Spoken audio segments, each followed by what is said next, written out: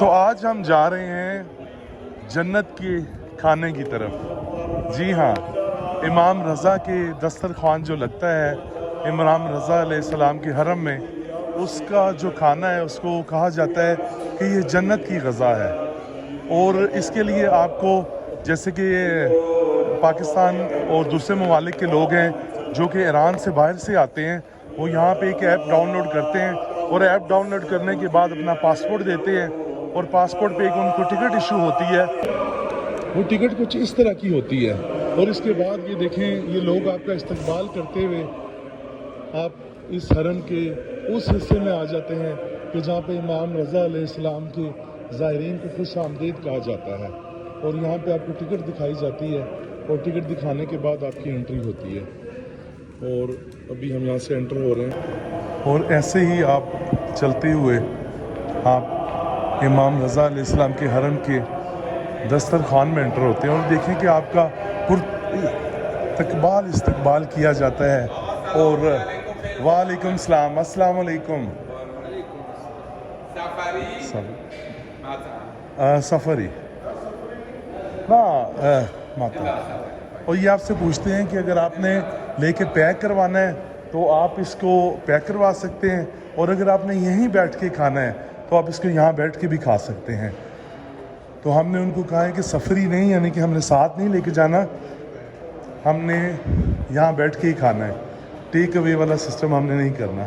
तो आपको दिखाएंगे कि माशाल्लाह हरम के इस हिस्से में जो ये खाना है ये ज़ाफ़रान से और तैयार होता है और स्पेशल इनके जो शेफ़्स हैं वो तैयार करते हैं। और उसके अलावा ये कि ये कहते हैं कि जन्नत के खानों में से एक खाना है।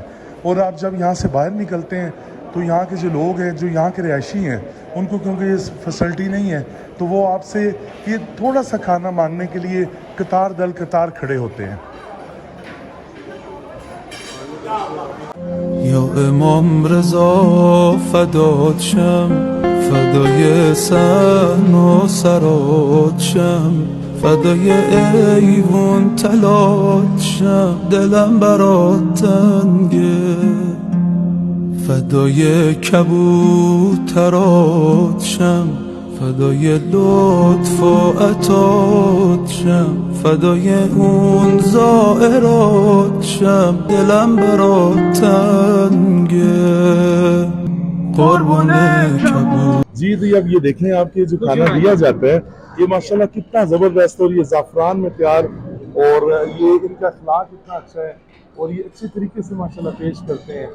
और ये मटन भी, ज़ाफ़रान भी, और ये ज़बरदस्त, ये और ये जो ये रोटियां भी हैं ये जन्नत की ग़ज़ा मानी जाती है। जी, तो आप इमाम रज़ा अलैहिस्सलाम के हरम में देखें कि आप जैसे ही आते हैं जगह जगह ठंडे पानी की ये इंतज़ाम है, और उसके अलावा पीछे वज़ू के लिए भी जगह बनी हुई है।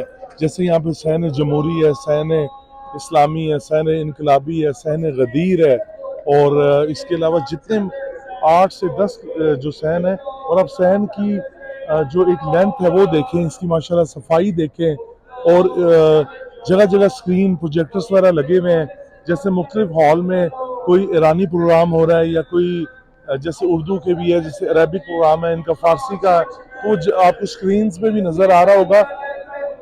और जितने सहन है उनमें जो जुमे का प्रोग्राम भी है और उसके अलावा नमाज वगैरह का भी है, वो भी मुख्तलिफ प्रोग्राम्स यहाँ पे चलते हैं, और बस जमात लोग नमाज पढ़ते हैं। और इतना वसी और अरीज सहन है, और इसी तरह बड़े प्रॉपर इंतज़ामात हैं, और खदाम जो है वो जगह जगह मौजूद है।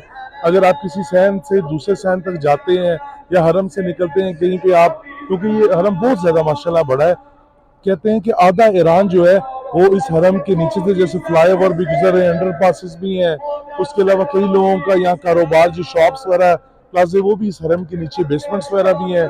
सफाई ये देखें, साथ साथ वो ग्लासेस नहीं लगा रहे हैं, बास्केट्स वगैरह खाली कर रहे हैं।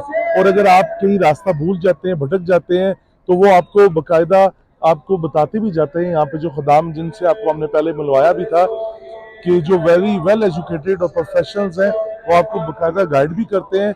ऐसी आपकी ये जो शूज़ वगैरह रखने के लिए वो भी आपका इंतज़ाम हर जगह पे किया गया है। और लोग यहाँ पे इतना सुकून है कि लोग यहाँ पे शाम को मतलब दिन को तो ज़ाहिर आते ही हैं, फजर को भी, ज़ोहर को भी, लेकिन शाम को यहाँ पे बेताशा रश होता है। फैमिलीज आ जाएंगी, लेडीज़ आ जाएंगी, उनके लिए अलग से इंतज़ाम भी है। और इसी तरीके से जो इन्हीं मामलात हैं वो भी साथ साथ वो जो है वो परफॉर्म करते रहते हैं। तो बहुत सुकून है यहाँ पे।